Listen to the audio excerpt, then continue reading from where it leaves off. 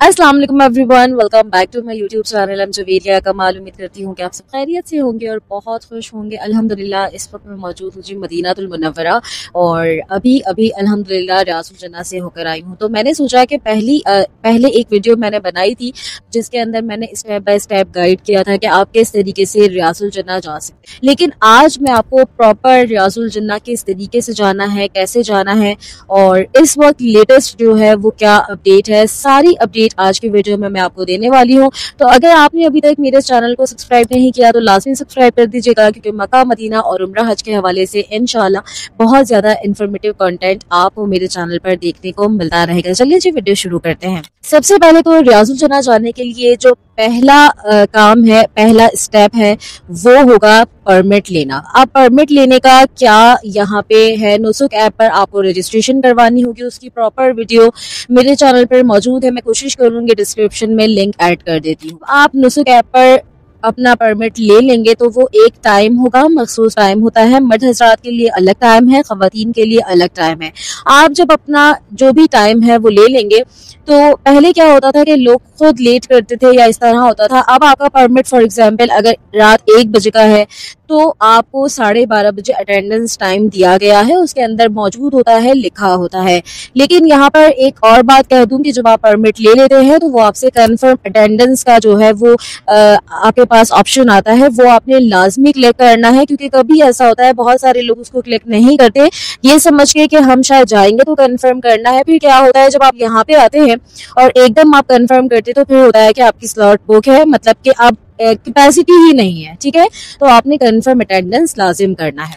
Permit से related दूसरी बात यह है कि बहुत सारे लोग अक्सर ये बात कहते हैं कि भाई हमारा 1 बजे का परमिट था, हम 1:30-2 बजे गए, क्या हो गया अगर आधा घंटा लेट गए हैं, शूटों ने तो जाने नहीं दिया, वो तो इतने सख्त हो जाते हैं। अब अगर आपका परमिट है और आपको ही अपने परमिट का ख्याल नहीं है या आप ही नहीं अपने परमिट की वर्थ को जानते, तो फिर शूट आपके परमिट की वर्थ क्यों जानेंगे। तो आपने जो है वो अपने आपका जो भी टाइम है उस दिन आपने जो भी काम हो, आपको आप मदीना में जो सबसे मेन जगह है, जैसे हम काबा में होते हैं यानी कि मस्जिद अल हराम में जब हम होते हैं तो हम तवाफ करते हैं, हम उम्रा करते हैं। मदीना में बेशक के पूरा शहर ही बहुत फजीलत वाला है, पूरी मस्जिद बहुत फजीलत वाली है और हर जगह ही यहाँ पे फजीलत है, लेकिन मदीना में जो सबसे मेन जगह है वो है रियासुल जन्नत। अब अगर आप अपना पूरा सफर तय करके रियासुल जन्नत यानी कि मदीनातुल मुनव्वरा पहुंच गए हैं तो आपने रियासुल जन्नत तो जरूर जाना है। और अगर जिस दिन आपको रियासुल जन्नत जाना है उस दिन आपको ये देखना है कि हमने कहीं और नहीं जाना। अगर आपका सुबह में परमिट है, फजर से पहले है, फजर के बाद है, आपका इशा के बाद है, किसी भी टाइम है, ठीक है। मर्द हजरात और खवातीन का अलग अलग टाइम होता है क्योंकि एक ही जगह है। बहुत सारे लोग समझते हैं कि मर्द हजरात की भी टाइमिंग वही होते हैं, ऐसा नहीं होता। मर्द हजरात का स्केड्यूल अलग होता है, खवातीन का अलग होता है, यानी कि दिन के कुछ मखसूस घंटे खवातीन को इजाजत होती है, कुछ मखसूस घंटे मर्द हजरात को इजाजत दी जाती है। क्योंकि रियासुल जन्नत एक ही है, मतलब कि वो एक ही जगह है जहाँ पे मर्द हजरात और खवातीन को जाने का मौका दिया जाता है।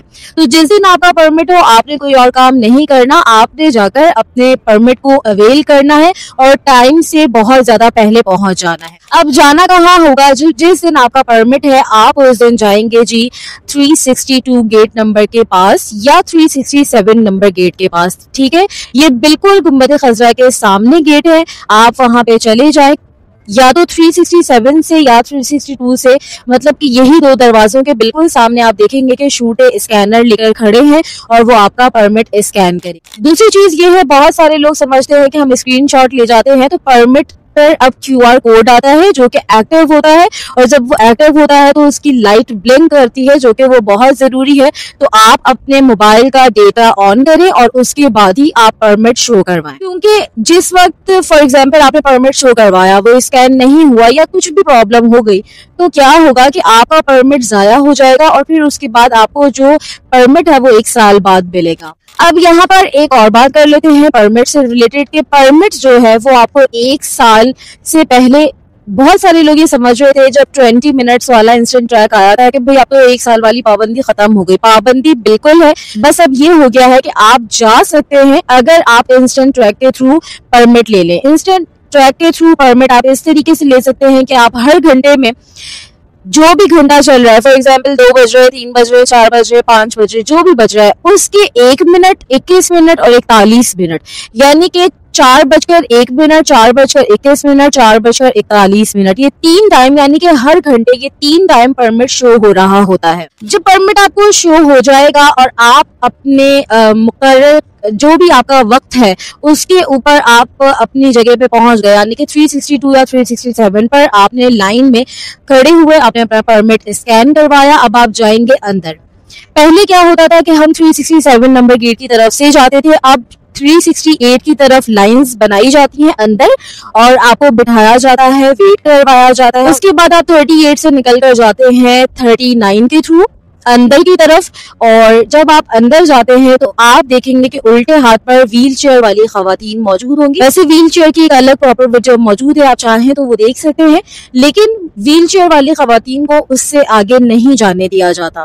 अब आपका परमिट इंडिविजुअली होगा तो आप थोड़ा आगे की तरफ जा सकते हैं। असल रियाजुल जन्ना का हिस्सा आगे की तरफ है, यानी कि मिंबर रसूल सल्लल्लाहु अलैहि वसल्लम से रोज़ा रसूल के दरमियान जो जगह है वो हदीस के मुताबिक रियाजुल जन्ना है। पहले के दौर में रियाजुल जन्ना पहचानना बहुत ज्यादा आसान था, क्योंकि सिर्फ रियाजुल जन्ना का कारपेट ग्रीन होता था और पूरी मस्जिद का कारपेट रेड होता था, लेकिन अब पूरी मस्जिद का ग्रीन है तो बहुत सारी खवातीन जो वहां एंटर होती हैं वहीं पे खड़े होकर नफिल अदा करके चली जाती हैं। अपनी सी कोशिश करें, अगर आपको मौका मिलता है तो लाजमी आप आगे की तरफ जाकर, अगर नफिल पढ़ने का मौका नहीं मिलता कोई बात नहीं, आप कम से कम वहां जाकर खड़े होकर अपनी दुआएं जरूर मांगे। अब जब आप अंदर की तरफ चले जाएंगे, आपने पहले परमिट दिखाया, लाइन में खड़े हुए अंदर की तरफ गए, अब उसके बाद आपने जो है वो अपनी जो भी दुआएं हैं वो मांगनी है, नफिल अदा करने हैं वो कर लें, सलाम पेश करें। सलाम पेश करने का सही तरीका ये है, लोग जैसे हम जाते हैं और जिस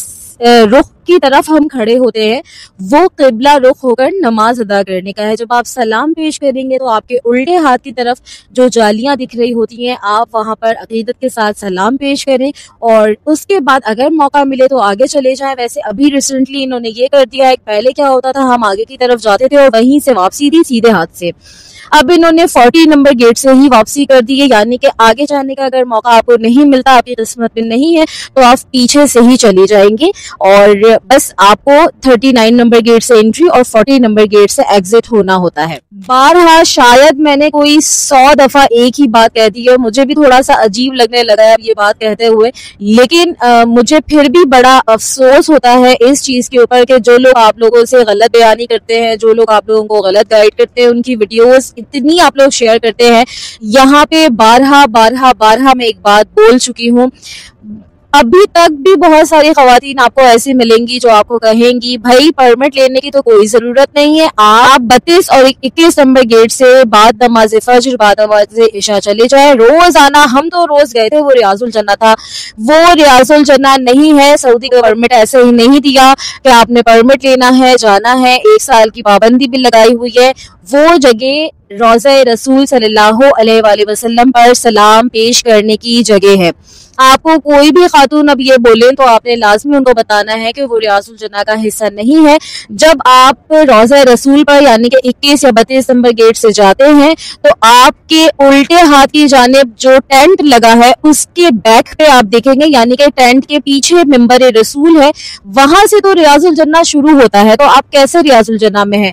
वहां पे रोज़ा रसूल पर जाकर बहुत सारी खवातीन क्या करती है, वो बहुत ज्यादा आगे चली जाती है, समझती है कि यहाँ की पहली सफ में हम जाएंगे तो हम जो है वो रियाजुल जन्ना पहुंच जाएंगे, लेकिन वो रियाजुल जन्ना नहीं होता, वो रोज़ा रसूल सल्लल्लाहु अलैहि वसल्लम है। ये बात बारहा बताने का मकसद मेरा सिर्फ ये होता है कि देखिए मदीना में वही जगह एक वो है कि जिसको जन्नत का टुकड़ा कहा गया है, और हदीस के मफहूम के मुताबिक ये क़यामत वाले दिन यूं ही उठाया जाएगा और ये जन्नत का टुकड़ा है। ठीक है, अगर आप दुनिया में जन्नत पर खड़े हो सकते हैं तो कितने सारे लोग ऐसे हैं जो कि पूरी जिंदगी पैसे जमा करते हैं, अपनी जिम्मेदारियां निभाते हैं और उसके बाद जो है वो उम्रा या हज पर आते हैं। और जब वो उम्रा या हज पर आए और कोई उनको ये गलत गाइड करे कि भाई आपको तो जरूरत ही नहीं है परमिट लेने की, आप जाएं 21 या 32 नंबर गेट से और आप तो पहुंच गए रियाजुल जन्नत। अगर ऐसे लोग उनकी बातों में आ गए तो फिर उनके पास तो मौका था ना, तो आप उस मौके को अवेल करें। फिर आपकी किस्मत है, आपको कहाँ तक जगह मिलती है। इंसान के इख्तियार में जहां तक कोशिश करना है एटलीस्ट आप वहां तक कोशिश करें, उसके बाद किस्मत है, उसके बाद